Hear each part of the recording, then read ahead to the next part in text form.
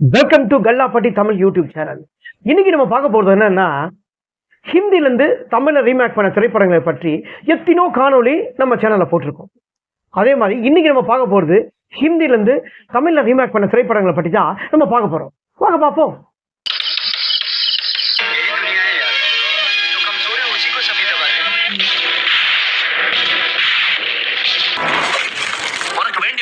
கொன்னு போட்டா நீ பார்த்துட்டு சும்மா இருப்பியா? 1985 சூப்பர் ஹிட்டான திரைப்படம், சன்னி தியோல் நடித்த சூப்பர் ஹிட்டான திரைப்படம் அர்ஜுன்.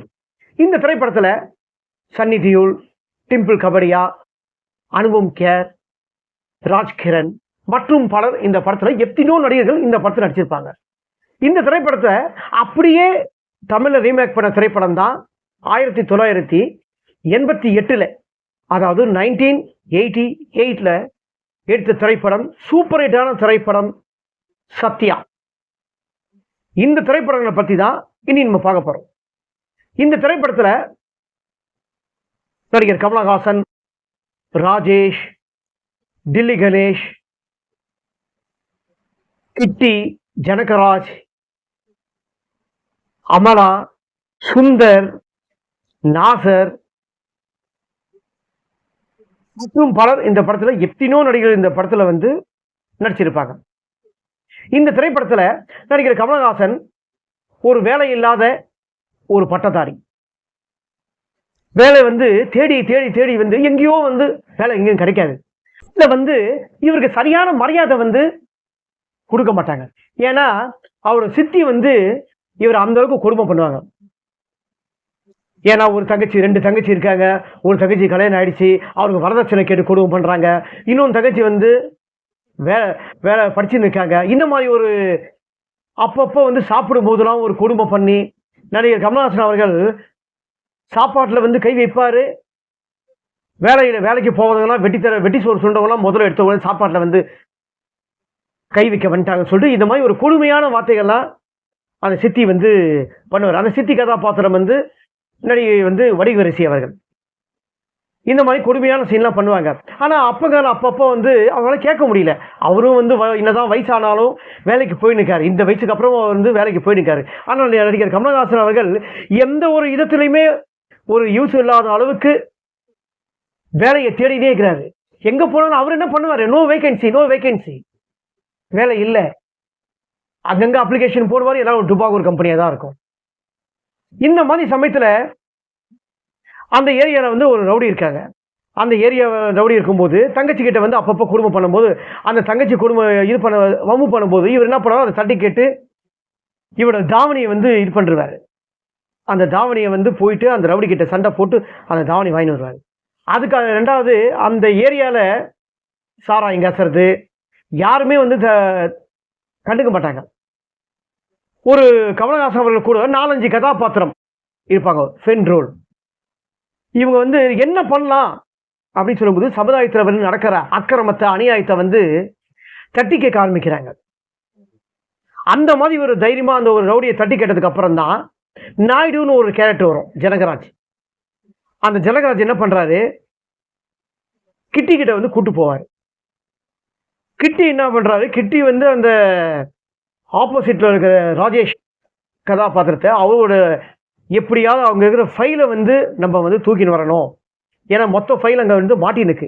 அந்த ஃபைலை தூக்கின்னு வரணுக்காக நடிகர் கமலஹாசன் அவர்களை ஒரு கருவியா பயன்படுத்திப்பாரு கிட்டி கதாபாத்திரம்.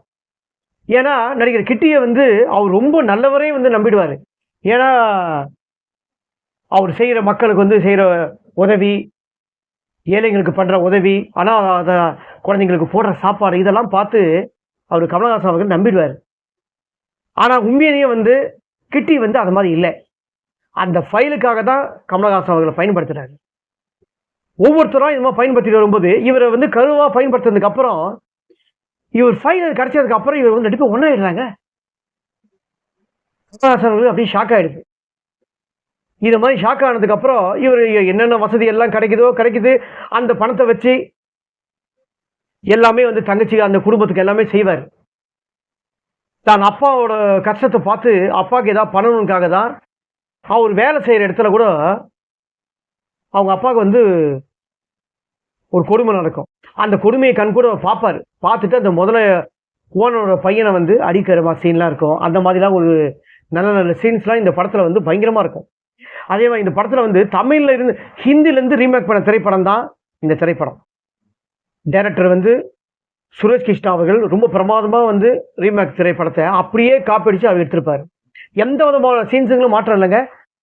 நீங்கள் இந்த சன்னி தியோல் நடித்த திரைப்படம் அர்ஜுன், அந்த திரைப்படத்தை நீங்கள் பார்த்தீங்கன்னா அப்படியே எந்த விதமான மாற்றம் இல்லை. அவர் முகத்தில் வந்து தாடி இல்லை. நடிக்கிற கமலஹாசன் அவர்களோட கேரக்டருக்கு கதாநாயகனுக்கு தாடி இருக்கும். உதாரணத்துக்கு அந்த சத்யா கதாபாத்திரத்தில் ஒரு கார் வந்து ஒருத்தரை வந்து ஏற்றிட்டு போயிடும். அது ஏற்றிட்டு போனோம்னா இவங்க 4-5 ஃப்ரெண்ட்ஸுக்கு சேர்ந்து இது பண்ணுவாங்க, அவரை தட்டி கேட்பாங்க. அந்த சீனு அர்ஜுனில் வந்து அப்படியே இருக்கும். அதே மாதிரி கமலஹாசன் அந்த தட்டி கேட்டதுக்கப்புறம் ஒரு பாட்டெல்லாம் வரும். தோட்டா தெரியுது தெரியுது தெரியுது தினம் ஒரு ஏத்தா, அந்த மாதிரி வந்து திரைப்படம் பாட்டை அர்ஜுனில் திரைப்படத்தில் அப்படியே அந்த பாட்டும் அப்படியே சேமாக இருக்கும். நீங்கள் வேணால் பாருங்கள், உங்களுக்கே தெரியும். அந்த மாதிரி எதுவுமே ரீமேக் பண்ணலை. எந்த விதமான மாற்றங்களை பண்ணாத அளவுக்கு அப்படியே ஹிந்திலேருந்து தமிழில் ரீமேக் பண்ண திரைப்படம் சத்யா திரைப்படம். ஒன்றே ஒன்று வித்தியாசம் என்னென்னா, அது 1985 வந்த திரைப்படம், இது 1988 வந்த திரைப்படம். ஒரு 3 வருஷம் பொத்து இந்த படத்தை வந்து ரீமேக் பண்ணியிருக்காங்க, அவ்வளோதான். அதே மாதிரி இந்த படத்தில் வந்து நடிகர் கமலஹாசனோட நடிப்பு பார்த்தீங்கன்னா அந்த அளவுக்கு நல்லா இருக்கும். அவர் தாடியில் வந்து ரொம்ப ஸ்மார்ட்டாக இருப்பார். இந்த தோட்டா தெரிய தெரிய பாட்டு வந்து கமலஹாசன் அவருக்கு தான் பாடியிருப்பார்.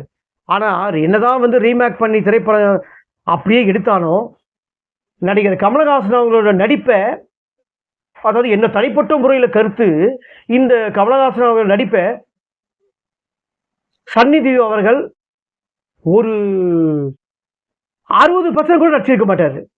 அது என்னதான் நம்ம ரீமேக் பண்ண திரைப்படம் போட்டு நீங்கள் பாருங்கள், கமலஹாசன் அவர்களுக்கு காட்டின ஆக்ஷன்ஸ்லாம் சன்னி தியோல் வந்து அந்த காட்டியே இருக்க மாட்டார்.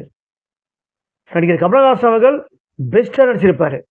சும்மாலாம் வந்து அவருக்கு வந்து உலகநாயகன் கமலஹாசன் அவர்கள் பட்டம் கொடுக்கல. ஏன்னா அந்த அளவுக்கு ஒரு நடிப்பு. இந்த சத்யா திரைப்படத்தில் இதுக்கப்புறம் அந்த கிட்டி அவர்கள் என்ன ஆனார், ராஜேஷ் அவர்களுக்கு என்ன ஆனார், இவர் போய் நம்ம கமலஹாசன் சேர்ந்ததுக்கு அப்புறம் இவரோட நண்பரும் இவர் கூட வராங்க. இவர் அந்த அநியாயத்தை தட்டி கேட்க போய் தான் இவர் கூட இருக்கிற ஒரு நண்பர் இறந்துறாரு. அதாவது அந்த சுந்தர் கதாபாத்திரம் இறந்துறாரு. தெரிஞ்சே வந்து நம்ம சாக்கடையில் காலை வச்சுட்டுமே, அந்த சாக்கடை வந்து எப்படி நம்ம மீறணும்னு தெரியாத தவிச்சுன்னு கிடைக்கிற டைமில், அந்த டைமில் இவரோட ஃப்ரெண்டு குடும்ப கஷ்டம் பணத்துக்காக வந்து மறுபடியும் நாயுடு கூப்பிட்டாரு அப்படின்னு சொல்லி கிட்ட ஒரு இளைஞர் போறாரு. அந்த இளைஞர் யாருன்னா, அப்போ அந்த டைமில் வந்து ஆனந்தும் ஒரு கதாநாயகன் தான். அதாவது இந்த படத்தில் இல்லை, இந்த திருடா திருடி, பூந்தோட்ட காவல்காரன், இந்த மாதிரி திரைப்படத்திலாம் வந்து அவர் கதாநாயகன் நடிச்சிருப்பாரு. இந்த படத்தில் வந்து ஒரு சப்போர்ட்டிங் கேரக்டர், ஃப்ரெண்ட் ரோல். இந்த மாதிரி சத்யா திரைப்படத்தில் எத்தனையோ நடிகர்கள் இந்த படத்தில் வந்து நடிச்சிருப்பாங்க. இதுக்கப்புறம் வந்து கமலஹாசனுக்கு என்ன நடந்தது, அதுதான் இந்த திரைப்படத்தோட மொத்த திரைக்கதையும். படம் ரொம்ப அழகா கொண்டு போயிருப்பாங்க. நம்ம இந்த திரைப்படத்தை எப்போ வந்து பார்த்தாலும் 1988 வந்த திரைப்படம் மாதிரியே நமக்கு தெரியாது. இப்போ வந்து இந்த படத்தை ரீரிலீஸ் பண்ணாங்க வச்சுங்க, தியேட்டரில் அப்படி பிச்சுட்டு போகும். இந்த திரைப்படத்தோட நடிகர் கமலஹாசன் அவர்களுக்கு காட்டின ஆக்ஷன்ஸ் நடிப்புலாம் இப்போ இருக்க 2K கிட்ஸுங்கெல்லாம் பார்த்தே இருக்க மாட்டாங்க. அப்படிப்பட்ட ஒரு திரைப்படம் சத்யா. அதில் இந்த பாட்டு, நடிகை அமலாவோட லவ் சீன், ரொமான்டிக் சீன்ஸ், அந்த மாதிரி சீன்ஸ்லாம் நடிகர் கமலஹாசனும் அமலாவும் ரொம்ப அழகாக நடிச்சிருப்பாங்க. அந்த இந்த பலையோ செய் கல கல கல கல அந்த மாதிரி ஒரு சாங்கெல்லாம் ரொம்ப நல்லா இருக்கும். ரொம்ப அழகாக வந்து கொண்டு போயிருப்பாரு. நடிகர் கமலஹாசன் அவர்கள் வந்து இருந்தாவே எப்போ நடித்தாலுமே ஒரு நடிகை கூட வந்து கிஸ் சீன் கண்டிப்பாக இருக்கும். அந்த மாதிரி இந்த படத்துலையும் இந்த திரைப்படத்துலையும் கண்டிப்பாக அந்த கிஸ் சீன் இருக்கும். அப்படிப்பட்ட திரைப்படம். இந்த திரைப்படத்தில் நடிச்ச நடிகை எல்லாமே நான் சொல்லிட்டேன், ஓகேங்களா. இந்த படத்தோட டைரக்டர் சுரேஷ் கிருஷ்ணா அவர்கள் சூப்பராக பண்ணியிருப்பாரு. இந்த படத்தோட இசை ஞானி இளையராஜா அவர்கள் என்றைக்குமே காலத்தின் அழியாத காவியமாக நம்ம மனசில் வந்து இது இசையமைத்த பாட்டுகள் எல்லாமே நம்ம மனசில் வந்து இதயத்தில் இருந்துக்கிட்டே இருக்கும்.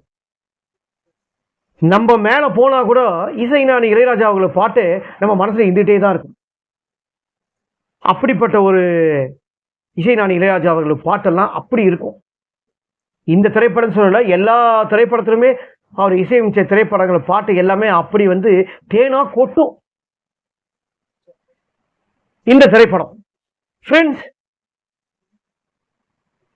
இருந்து தமிழை ரீமேக் பண்ண திரைப்படங்களை பற்றி 1985 வந்த திரைப்படம், சன்னி தேவ் நடித்த சூப்பர்டான திரைப்படம் அர்ஜுன் திரைப்படங்களை பற்றியோ, நடிகர் கமலஹாசன் அவர்கள் நடித்த 1988 வந்த திரைப்படம் சூப்பர்டான திரைப்படம் சத்யா திரைப்படம், இந்த திரைப்படங்களை பற்றி நான் கொடுத்த தகவல் உங்களுக்கு பிடித்திருந்தா மறக்காம கமெண்ட் பாக்ஸ்ல உங்க கருத்தை வந்து பதிவு பண்ணுங்க. கல்லாப்பட்டி தமிழ் யூடியூப் சேனல் மறக்காம சப்ஸ்கிரைப் பண்ணுங்க, லைக் பண்ணுங்க, ஷேர் பண்ணுங்க, கமெண்ட் பண்ணுங்க. வணக்கம்.